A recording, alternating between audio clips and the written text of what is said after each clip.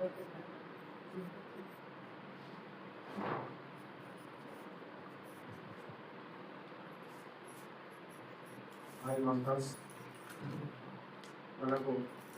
ధ్యానం అందించిన ప్రతిసారి ఒకసారి క్లాస్ కోరుతున్నాము. అలాగే స్వర్ణమాల మాత కూడా ఒకసారి క్లాస్ కోరుతున్నాము. ముందు నేను పరిచయం చేసుకున్నాను. మాస్టర్స్ మాది సాయంపల్లి గ్రామం, బిజినపల్లి మండలం. ఇక్కడ మేము 20 సంవత్సరాల క్రితం ఒక వీరబ్రహ్మేంద్ర స్వామికి గుడి కట్టించడం జరిగింది. అక్కడే ఉంటుంటాను నేను. అయితే నాకు చాలా సంవత్సరాల నుండి, ఒక 10 సంవత్సరాల నుండి ధ్యానం గురించి చాలా మంది చెప్పారు. కానీ మనం ఒక గురువు దగ్గర పోతున్నాం కదా, ఇంకొక గురువు మనకి ఎందుకనే చిన్న అజ్ఞానంతో నేను ఎవరి మాట వినలేకుండా ఉన్నాను.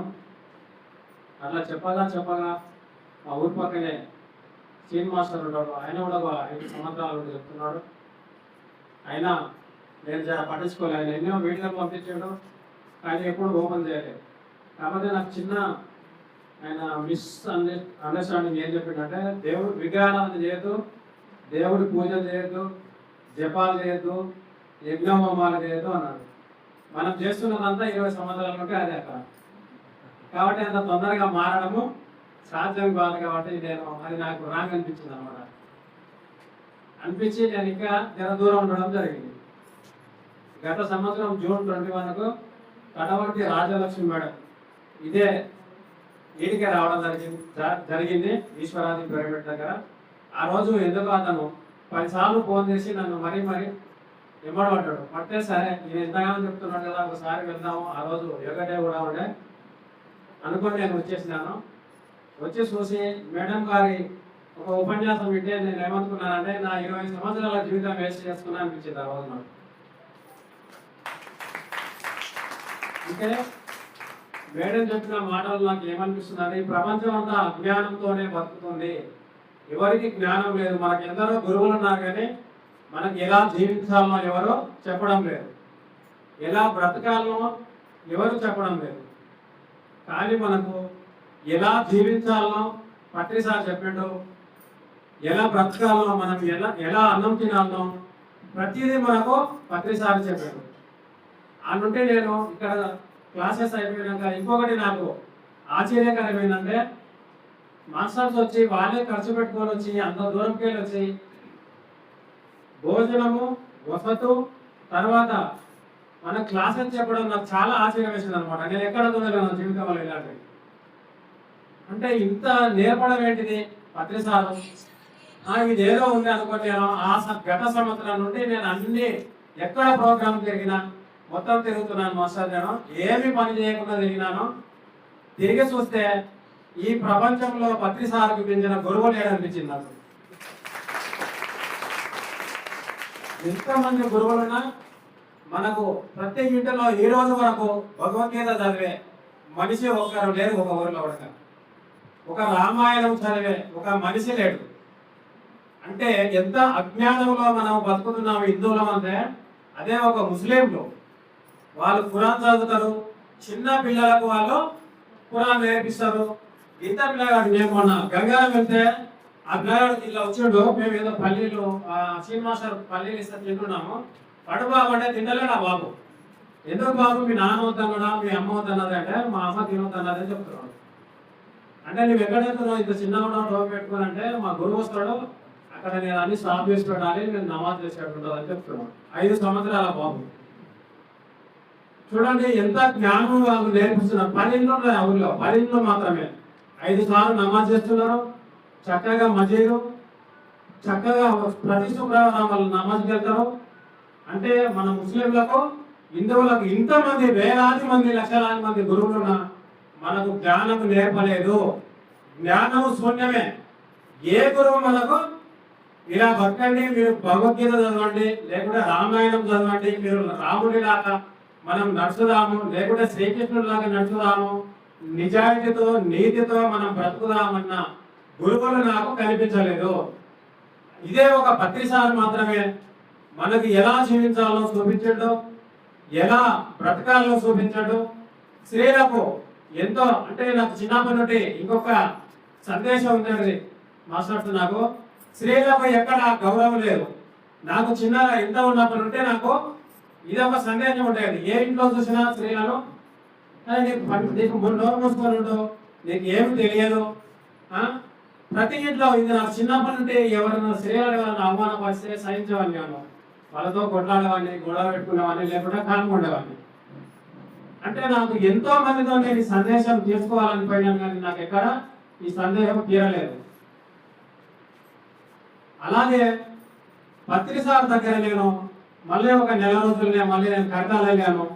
అక్కడ చూస్తే అక్కడ అల్లా బక్షి గారు అలాగే రాజలక్ష్మి మేడం మళ్ళీ అక్కడ క్లాసెస్ చూసి నేను అక్కడ పోయి చూస్తే నాకు ఏమర్థమైంది, నాకు 100 క్వశ్చన్స్ ఉండేవి. నాకు ఎన్నో క్వశ్చన్లు, ఎన్నో గురువుల దగ్గర నేను క్వశ్చన్ చేసినాను. ఎవరు నాకు ఆ 100 క్వశ్చన్లో నాకు ఆన్సర్ రాలేదు. కానీ అక్కడ పోయినా నాకు మరో క్షణమే నా 100 క్వశ్చన్లకు మొత్తం నాకు ఆన్సర్ వచ్చేసింది. అంటే ఎవరు చెప్పలేదు. నాకు పత్రిసారు స్త్రీలను గౌరవించడము నాకు బాగా నచ్చింది. అక్కడ ప్రతి స్త్రీని గొప్పగా, ఇప్పుడు మనము గంగా, యమున, సరస్వతి, సింధు, కావేరి 7 సప్తనదుల పేరు స్త్రీల పేరు చెప్పుకుంటున్నాం. సరస్వతి, లక్ష్మి, పార్వతి ఇది కూడా స్త్రీల పేరే చెప్పుకుంటున్నాం. భూదేవి స్త్రీల పేరే చెప్పుకుంటున్నాం. అన్ని స్త్రీల పేరు చెప్పుకుంటున్నాం, కానీ ప్రతి ఇంట్లో స్త్రీలకు మాత్రం గౌరవం లేదు. అది నాకు చాలా నచ్చేది కాదన్నమాట. ప్రతి మనిషి స్త్రీలను ఎంతో తక్కువగా చూసి మాట్లాడడం, కానీ అంటే స్త్రీ లేనిది మనము జన్మ లేదు. ఆ స్త్రీ మనకు జన్మనిస్తుంది, పెంచి పెద్దగా చేస్తుంది.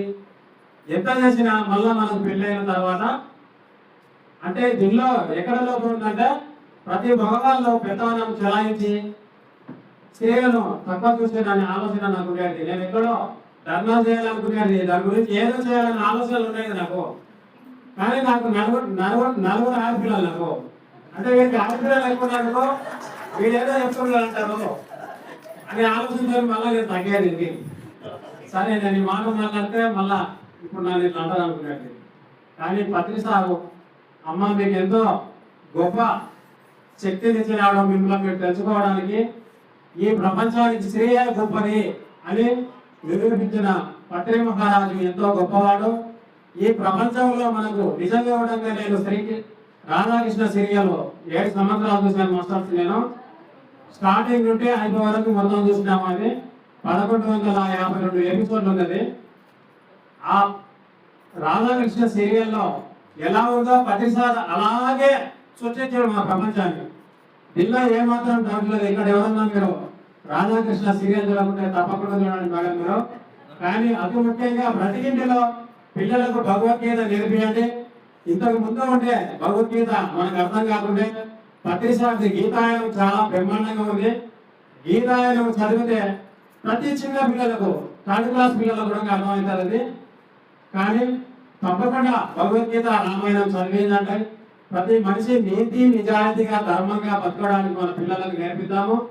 మన అందరము ప్రతి పత్రిసారు అడుగుదాడలో నడిస్తే మనం ఈ ప్రపంచాన్ని జయించగలము. తప్పకుండా మనం అందరం భగవద్గీత చదువుదాము. అలాగే నేను పిల్లలకు చాలా ఇన్ని సంవత్సరాలు ఫస్ట్ వెజిటేరియన్, కానీ నేను సొంతంగా తెలుసుకొని వెజిటేరియన్ అయినాను. కానీ ఏ గురువు కూడా మనకి ఏం చెప్తున్నా అంటే శుక్రవారం తినకు, శనివారం తినకు, సోమవారం తినకు ఇది చెప్తున్నాడు. కానీ మాంసం తినడం తప్పు అని చెప్పిన గురువు చేయాలన్నాడు అంటే పత్రిసారు ఒకరే. కానీ నాకు మా గురువు గారి దగ్గర కూడా వెళ్ళాను, శుక్రవారం సోమవారం తినకండి అన్నాడు, కానీ పూర్తి పని చేయండి అని చెప్పలేదు. కానీ నేను పూర్తి పని చేసిన. కానీ ప్రతి మనిషిలో నేను ఎవరికైనా నిజంగా మీరు పని చేయండి చెప్పడానికి నాకు ధైర్యం లేకుండే. ఏమి గురువు వచ్చినా ఏదో ఒకటి చెప్తున్నాడు కదా, ఇది నిజమా కాదా, నిజమా కాదా అట్లా ఇట్లా ఉండేది అనమాట. నేను మా తమ్ముడి పిల్లలు వాళ్ళ అప్పటి నుండి మాంసాహారం తింటారు. దసరా రోజు నుండి మాంసాహారం బంద్ చేయండి అంటే వాళ్ళు పిల్లలు నేను ఒక మాట చెప్తే ఆ రోజు నుండి మాంసాహారం తినలేరు. మేడం వచ్చిందంటే మేడం ఒకసారి కల్పితం అనేది పిల్లలు నేను ఇక్కడ తీసుకొచ్చాను. ఒకసారి రండి క్లాస్ వస్తే నేను మీకు అర్థమవుతుందని. ఆమె మీరు మాంసాహారం పనిచేస్తే మీ గురించి నేను ఏం చేయాలని అడగండి బిడ్డ అని అడిగితే మీరు టీ పని చేయాలని మా తమ్ముడు కూతురు ఆ రోజు నుండి వాళ్ళ గురించి నేను టీ పని చేయడం జరిగింది అనమాట. మనకి కూడా వాళ్ళ గురించి రామకృష్ణ పరమహంస గారు ఒక ఆమె బెల్లం తింటున్న గురించి మా అబ్బాయి వినట్లేదు, ఒకసారి మీరు రండి ఒకసారి చెప్పండి అంటే ఆ రామకృష్ణ పరమహంస గారు ఒక వారం వచ్చినాక నెక్స్ట్ వారం మళ్ళా రప్పించుకుంటాడు అన్నమాట. అంటే మళ్ళా నెక్స్ట్ వారం రమ్మని చెప్తే మళ్ళీ నెక్స్ట్ వారం వస్తే బెల్లం తినక నాయన అంటాడు. అంటే ఇదన్నమాట నాకు ఉంటే చెప్పొచ్చుగా గురువు గారు 2 సార్లు తిప్పించుకున్నారంటే ఆయన చెప్తాడు, నేను ఇంతకుముందు బెల్లం తినేవానమ్మా, నేను తినుకుంటూ వాడికి ఎట్లా పని చేయాలని చెప్తాను, నేను పని చేసినాకనే వాళ్ళకి పని చేయించాలని ఆ బాబు గురించి ఆయన త్యాగం చేసి బెల్లం ఎలా పని చేయించడం, మనం కూడా మన పిల్లల గురించి ఏమైనా త్యాగం చేయాలి. మనం త్యాగం చేయకుండా వాళ్ళు ఎలా మారుతారు, మనతో మనం ఆచరిస్తారే మనం చూసి వాళ్ళు ఆచరిస్తారు. కానీ కాబట్టి మనందరం మన పిల్లలకు చెప్పుకుందాం. తప్పకుండా మాస్టర్స్ నావేమైనా తప్పులుంటే మీరు అందరూ క్షమించండి. కానీ తప్పక మీరు పత్రిసారి యొక్క గీతాయనం చదివించండి. సార్ వాళ్ళ పుస్తకాలు నాకు కూడా ఇవ్వడం జరిగింది కడతాలో మా పిల్లలకి ఇచ్చాను. వాళ్ళిద్దరు బీటెక్ చదువుతున్నారు, బీటెక్ వాళ్ళకు బాగుంటుందని చెప్పిట్టు వాళ్ళు చదువుతున్నారు. అందరికీ పుస్తకాలు చదివించండి తప్పకుండా. ఈ పిల్లలు 4 వెజిటేరియన్ అనమాట. రానికి రండి ఒకసారి అర్థం చేసుకోండి.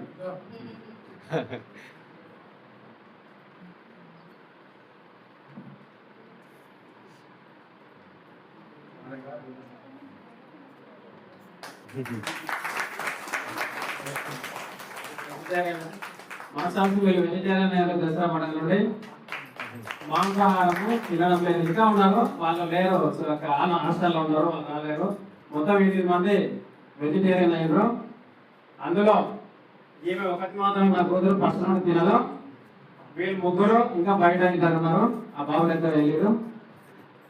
తప్పకుండా మనం ఖచ్చితంగా నేను చిన్న ఒక మాట అనుకున్నా. మన జేతవాళ్ళు వెళ్తే మేడం ఒకసారి ఒక మేడం వచ్చిందానికి, మా బాబు వినట్లేదు, మాంసాహారం బంద్ చేయమంటే బంద్ చేయడం లేదు అని చెప్పిండు అనమాట. అంటే సావకం ఫ్రస్ట్రేషన్ అనుకో, అమ్మ నీ కొడుకు స్లాబ్ పైకి నేను ఆత్మహత్య చేసుకుంటా దుంకుతా అనిపోతాడు, అప్పుడు ఏం చేస్తావు అని అడిగాడు. అంటే అప్పుడు వెళ్ళి కాపాడుకుంటా అన్నారు. అంటే దానికన్నా భయంకరమైందమ్మా మాంసాహారము, అది నీవు పంచాయతీగా లేకపోతున్నావు అంటే గట్టిగా చెప్పండి మీ పిల్లలకు మీరు తప్పని అని చెప్పాడు ప్రభాకర్ సార్. అది నాకు ఎంతో ఆశ్చర్యం వేసింది. అంటే మన పిల్లలకు మనము చెప్పుకోవాలి ఖచ్చితంగా. అంటే అది మంచిది కాదు చెప్తుంటాడు కదా మన సార్. మొన్న శాఖ మన శ్రీనివాసాచార్య స్వామి గురువు గారు ఏం చెప్తున్నారంటే ముక్క సమాధానం చెప్పాలి, ఈ రోజు తెలిసింది ఈ రోజే బంద్ చేయాలి అని చెప్తుంటాడు కదా. తప్పకుండా మనం తెలిసిన వాళ్ళకి చెప్దాము, వాళ్ళు చెప్పగా వింటారు కంపల్సరీ ఏదో రోజు.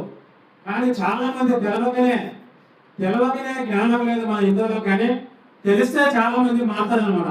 ఇప్పుడు పత్రిసార్లు ఒకటే ఫస్ట్ బస్సులో నుండి ధ్యానం స్టార్ట్ చేస్తే ఈ రోజు కోట్లాది మంది వందలు వేలు లక్షలు కోట్లాది మంది ఎలా మారిందో అలాగే మనం చెప్తే 10 మందికి చెప్తే ఒకరన్నా తప్పకుండా వింటాము. మనకేం ఖర్చు కాదు, మన ఎనర్జీ చెప్తూ పోవాలి, ఎవరో ఒకరు బంద్ అవుతారు అనమాట. తప్పకుండా నేనేమన్నా తప్పులు చేసి తప్పుగా మాట్లాడితే క్షమించాను మేడం. మాస్టర్స్ మేడం ఈ అవకాశం ఇచ్చినందుకు మీకు బాగా ఉందన్నారు.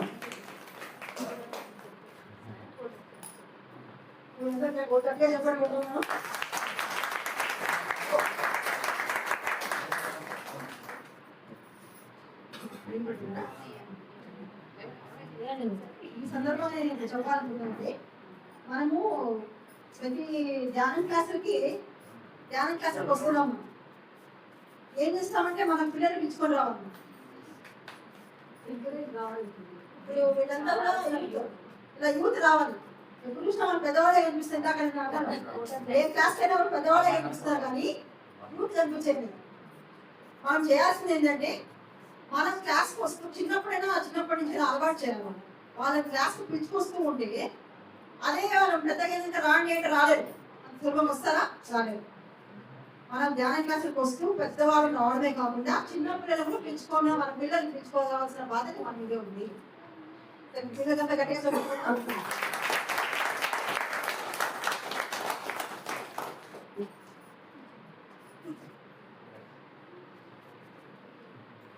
ఇంకొక విషయం చెప్పాలి, కొత్తగా ధ్యానంలోకి వచ్చింటారు వాళ్ళకి ఎలా ఉంటుందంటే ఈ మాంసము బాగా తింటూ ఉంటారు. మొట్టమొదటి ఏం చెప్పాలంటే చక్కగా ఫస్ట్ ధ్యానం చేయించాలి, వాళ్ళకి జ్ఞానం ఇవ్వాలి. మనం ఇందాక సార్ చెప్పినట్టు చక్కటి మెసేజ్ సాధించారు. శాకాహారం పిల్లలు మారాలంటే నిజంగా చాలా గట్టిగా చెప్పండి కొనుక్కోవాలి మనము. ఇంకొకటి కూడా ఇంట్లో ఉంది ఏంటంటే మన బంధువులే ఉంటారు, అందరూ మాంసాహారం ఉంటారు, మన స్నేహితులే ఉంటారు. ఏం చెప్తాం మనము, అది మంచి విషయమే కావచ్చు. ఏమవుతుంది, నువ్వు ధ్యానం చేయాలి, నువ్వు మాంసం మానేశారని చెప్తావు. నువ్వు మాంసం మానేశాను ఇంకా చెప్పండి. చాలా ఏళ్ళ నుంచి వాళ్ళు వస్తూ ఉంటారు. మెల్లగా ఏం చేయాలంటే వాళ్ళకి జ్ఞానం అందిస్తూ ఉంటే అందరూ శాకాహారం మారిపోతుంది. ఎలా మారిపోయారు పిల్లలు? ఏమైనా సార్ ఫోర్స్ చేస్తే మారారా, లేకపోతే వాళ్ళ నిజంగా ఇష్టపడకుండా మారారా? ఎలా మారారు మీరు? అలా మనము జ్ఞానం అందిస్తూ ఉంటే వాళ్ళు మాంసాహారులైనా శాకాహారులుగా మారిపోతారు. చెప్పే విధంగా చెప్పాలి. చక్కగా వాళ్ళు మాంసాహారైనా ఫస్ట్ జ్ఞానం గురించి మెల్లగా అంటారు కదా, మన ప్రతిసారి మనకి ఎట్లా ఇచ్చేసుకోయారు, మెల్లగా మనకి జ్ఞానం అనేది లోపలికి తెలుస్తాం సార్. అలా మెల్లగా చెప్తూ మెల్లగా మాంసం గురించి మాట్లాడుతూ ఈ జ్ఞానం ఎక్కువ అందిస్తున్నప్పుడు మాంసాహారైనా లోగా శాకాహారైనా. ఇంకోటి, నేను మీకు ఇందాక సైడ్ కామెంట్స్ ఇచ్చాను కదా, అడ్రస్ లేదు అని చెప్పేసి ఏదో అన్నారు. ఇది మీకు మేడం ఉన్నారు కదా, దాంట్లో మీ గ్రూప్లో ఒక స్కానర్ మీకు పర్మిషన్ జరుగుతుంది. అది మీరు స్కాన్ చేసుకుంటే ప్రతి ఒక్క స్కాన్ చేసుకోవచ్చు మీ సెల్లో. స్కాన్ చేసుకుంటే ఏమవుతుంది, మా సార్ డైలీ జూమ్ సెషన్ తీసుకుంటారు మా సార్, దాంట్లో మీరు పాల్గొనొచ్చు. ఇలా మీకు చెప్పానండి. సైలెంట్ వ్యాలీ రిట్రీట్స్ మీకు చెప్పాను, నేను రమ్మని చెప్పాను. ఆ కార్యక్రమాలు ఏ నెలలో, ఇప్పుడు ఆగస్టులో ఉంది. ఆ ఆగస్టు ట్రైల్ వస్తుందా, ఆ ట్రైల్ మీకు ఆ స్కాన్ చేసుకోవడం వల్ల మీకు అది తెలిసిపోతుంది. అంటే సైలెంట్ వ్యాలీ ఒక ఏవైతే ప్రోగ్రామ్స్ ఉన్నాయో పీడబ్ల్యూకి సంబంధించిన ఆ టీంకి సంబంధించిన ప్రోగ్రామ్స్, సార్ ప్రోగ్రామ్స్ ఎక్కడ అవుతున్నాయి, నా ప్రోగ్రామ్స్ ఎక్కడ అవుతున్నాయి, అవన్నీ కూడా మీకు స్కాన్ చేసుకోవడం వల్ల మీకు ఇన్ఫర్మేషన్ తెలుస్తుంది.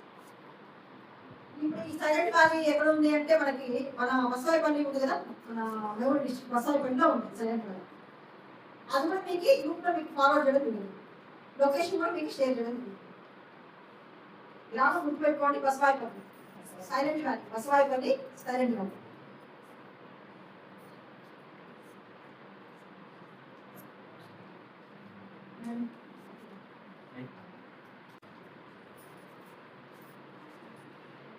పాత్రికి ధన్యవాదాలు తెలియజేస్తూ, ప్రకృతి ఉమామయ సంపత్తులకు కూడా ధన్యవాదాలు తెలియజేస్తున్నాను. ఇవాళ మధు స్వప్నమ్మ గారికి కూడా మనకు ఈ మంచి పిరమిడ్ కట్టి ఇక్కడ ఆశ్రమించినందుకు వీళ్ళకు కూడా ప్రత్యేక ధన్యవాదాలు తెలియజేస్తున్నాను. ఇవాళ మధు స్వప్నకు ఇంత నా సపోర్ట్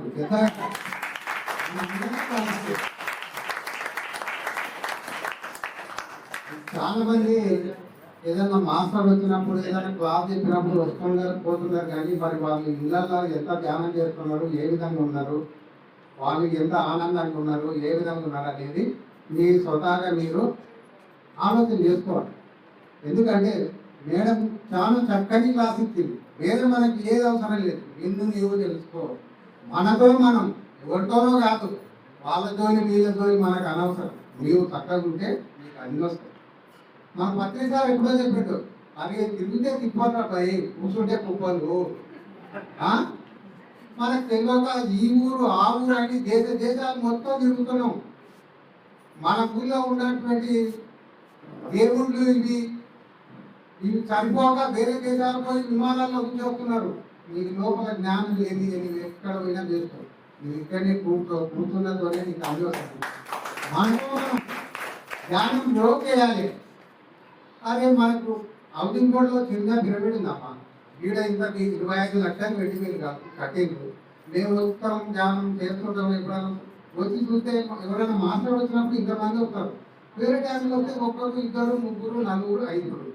ఎందుకు మనకు అదే నేను సాయంత్రం కూడా ఇక్కడ దూరమైన ఇంతకుముందు రామచంద్రారెడ్డి సార్ అని వాళ్ళ భార్యలు అందరూ కలిసి 5-6 మంది వస్తుంటే వాళ్ళ భార్య ఇద్దరు కాదు నేను ఒకనాయని ఈ మధ్యలో వస్తలేను.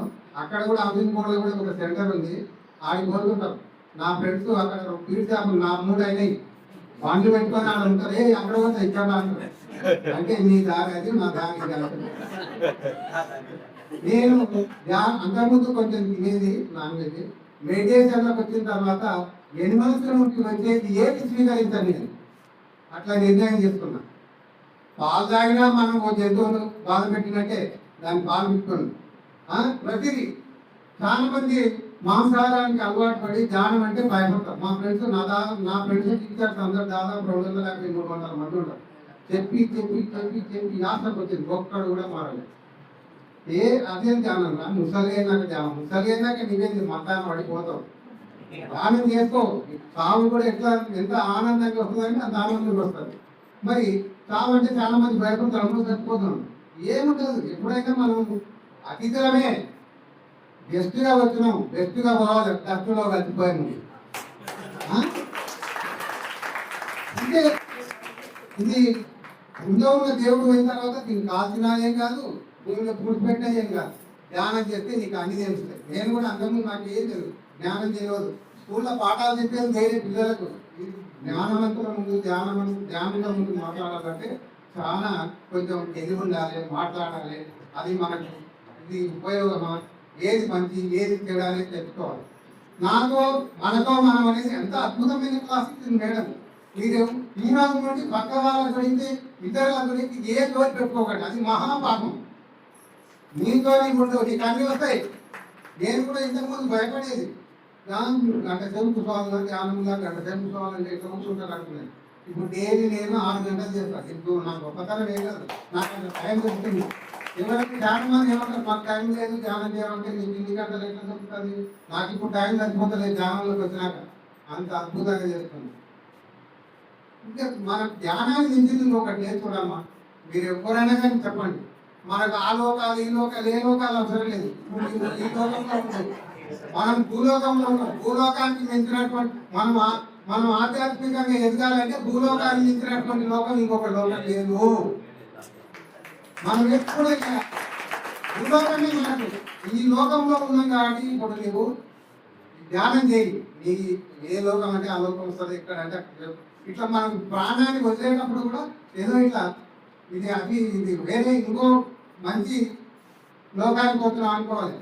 లబాదిబా కొట్టుకొని ఒడ్లి ఎంత పోలినా ఎంత కొట్టుకున్నా వాడేం బతికేది ఏం లేదు.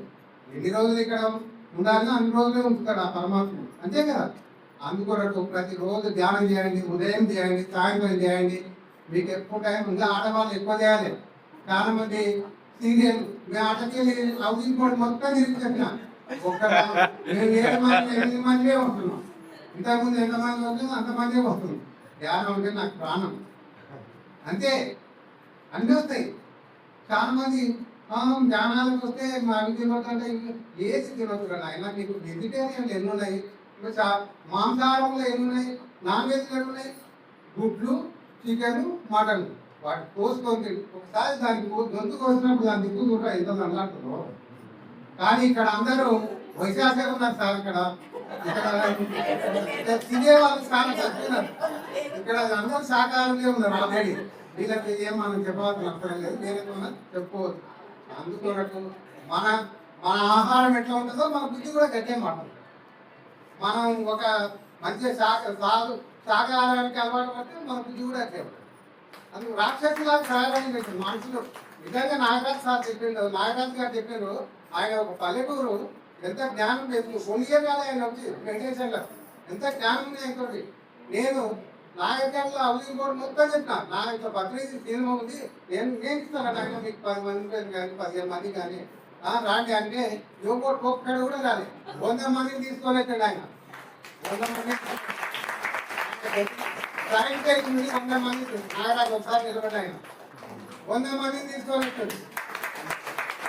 అప్పుడు పూని న్యాయం చేసుకొని కలుపుతున్నాను పోయి బీట్ షాప్ పోయి మొత్తం పైసలని పుల్ల చేసుకోవడం వాళ్ళని మార్పించాడు. ఆయన ఎంత పుణ్యాత్ముడు అవుతాడు, ఎంత ధర్మాత్ముడు అవుతాడు.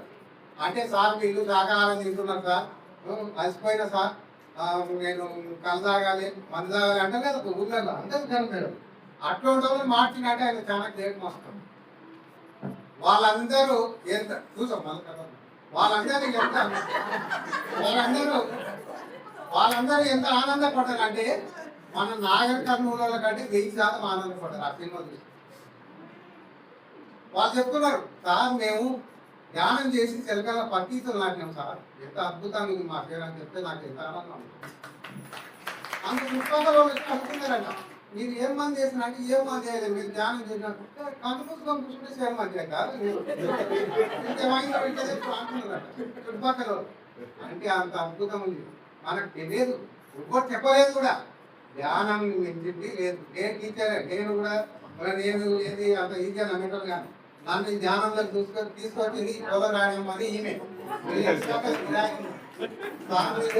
యోగా చేస్తారు, మెడిటేషన్ కూడా చేయంటారు. ఆ తల్లికి నేను కోటి ప్రణామం అంటే ధ్యానం ఇంత తెచ్చిందని నేను అనుకోలే ఫస్ట్. చాలా మంది ఏం చేస్తారు, అర్ధ గంటలు చేస్తారు, నాకేమనిపిస్తలేదు, ఏమనిపిస్తుంది. అంతకుముందు నేను మెడిటేషన్ రాకముందు 2017 కంటే ముందు చిన్నదానికి దానికి దీనికి నాకు అంటే తలకాయ నొప్పి వెళ్ళేవాడు. హాస్పిటల్ కొత్త కదా తలనొప్పి కొరకు దానికి నేను 150 కిలోమీటర్లు అసలు 2017 నుండి ఇంతవరకు నేను దావాఖాన ముఖవేసుకున్నాను చూడాలి కూడా. నేను ఏమనుకోకుండా ఇన్ని హాస్పిటల్ తెలుస్తున్నాయి, అందరూ ధ్యానులు కావాలి, ఈ హాస్పిటల్ అన్ని మూతపడాలి అనుకుంటున్నాను. మరి ఎంతో మంది డాక్టర్లు కూడా ఉన్నారు మన సంస్థ. అంత అద్భుతంగా మరి ధ్యాన శక్తి ఉన్నది. మీరు అందరూ ప్రతిరోజు ధ్యానం చేయాలి, చేస్తే దాని వ్యాధి తెలుస్తుంది మనకేమంటే టీవీలో సీరియల్ చూడడం, పక్క వాళ్ళ దూరం పెట్టుకోవడం ఏది ఉండదు. అవన్నీ బంద్ చేసుకొని ధ్యానం చేస్తే మంచిగా ఉంటుంది. ఎందుకంటే ఇంకా ధ్యానాన్ని మించింది ఇంకొకటి లేదు. చాలా అద్భుతంగా ఉంటుంది. పల్లెటూళ్ళలో మారుతున్నారు, మన వాళ్ళు మాట్లాడలేదు. అంటే వాళ్ళకు ఇంకా శుద్ధి లేదండి. కిందము సత్తం ఇంకా కట్ చేసుకుంటారు, తాగుతారు రోడ్ల మీద. మా రోడ్లు చాలా బాగున్నాయి కదా, వాళ్ళు అడ్డం పడతారు రోడ్డు మీద. బతికేంది కానీ తక్కేంది, ఆనందం ఏంది, ఇలా ఉన్న ఆనందం ఇలా ఉంది. మనసుకు సంతోషం, శరీరానికి సుఖం. ధ్యానం చేస్తే మీకు ఆనందం. ఎవరైనా ఆనందంగా ఉండే అంటే ఆధ్యాత్మికంగా ఉన్న వాళ్ళే ఆనందంగా ఉంటారు. ఎప్పుడు ఉండవు. మీకు భయం ఉండదు, భయం ఉండదు, ఏదుండదు. ఉన్న భయాలు కూడా అన్ని పోతాయి. మనం ఎంతో ఆనందంగా ఉంటాం. చీకటి అంటదంట సూర్యుడితో, ఏ సూర్యుడా నన్ను అందరూ తిట్టుకుంటారు, నన్ను చూస్తేనే భయపడతారు, మరి నీవెవరని తెచ్చుకుంటారా, నేను అసలు నీవు ఉన్నావని నాకు తెలియదు అంట సూర్యుడు. అంటే సూర్యుడు ఎప్పుడు వెలుగుతుంటాడు కదా, చీకటి సూర్యుడికి తెలియదు కదా. అంటే ధ్యానం చేసేవాళ్ళు సూర్యులాగా వెళ్ళిపోతుంటారు. ఇక ధ్యానం చేయవాళ్ళు ఎప్పుడు చీకటి వాళ్ళు బతుకుతారు. చీకటే అన్ని రోగాలు వస్తుంటే అన్ని చేస్తుంటే ఇంత పిల్లలకే మోకాలు నాకు మోకాలు లిఫ్టులు ఇంత దూరం నడవలేరు. మేము పోతుంటే చిన్న పిల్లలు 5వ తరగతి 6వ తరగతి అడుగుతుంటారు సార్ బండి నడిచిపోవాలి, మీరు కూడా నడకనే నేర్చుకోవాలి, నడవడం నేర్చుకోవాలి. చాలా వెరీ గుడ్. మీరు చదువులు ఇట్లా దూసుకోపోతారు, మెడిటేషన్ బాగా చేయండి. మీరు ఎంత అద్భుతంగా అంటే అద్భుతం. మేడం గారు ఇంత మంచి క్లాస్ ఇచ్చినందుకు, ఇంతమంది వచ్చినందుకు, మీరు వచ్చిన వాళ్ళందరూ ఒక 5 మందిని 6 మందిని మార్చాలి. ఇంకా ఈసారి ఎవరన్నా మేడం శైలజ మేడం అని మేడం లాగానే క్లాస్ ఇస్తుంది ఖమ్మం నుంచి. నెక్స్ట్ ఆ మేడం నేనే పిలిపిస్తా, ఆ రోజు ఖర్చు కూడా నేనే పెట్టుకుంటా.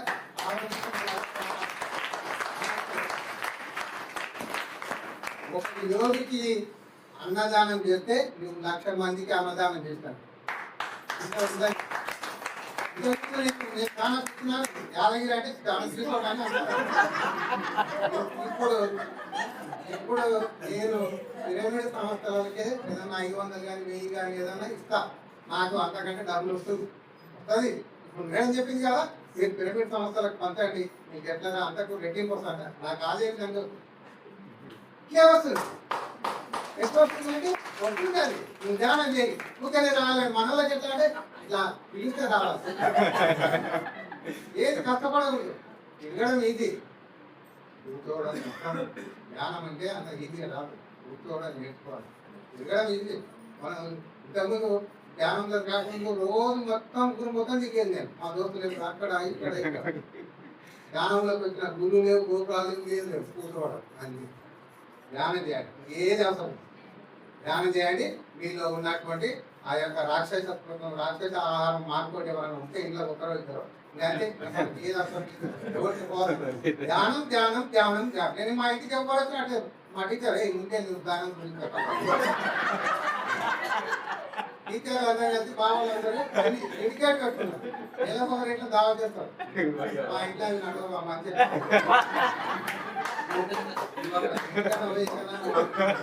నేను ఎక్కడ ఇంట్లోనే ఉంటా.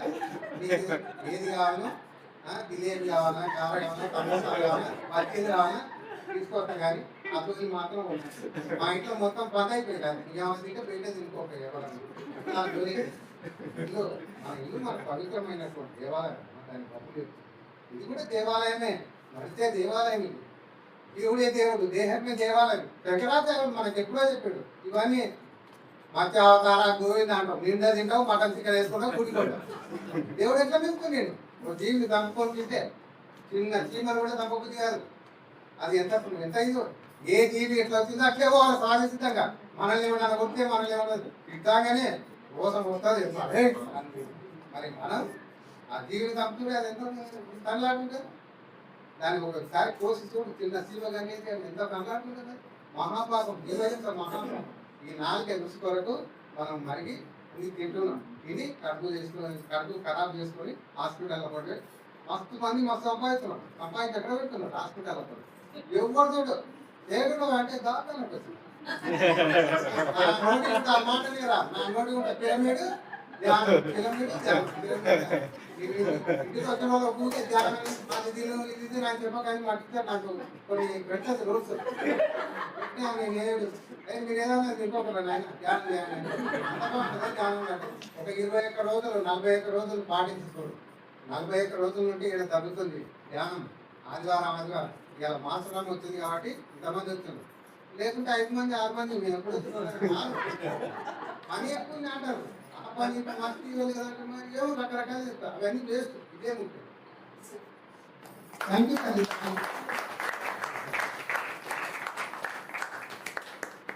సార్ చెప్పేది ఏంటంటే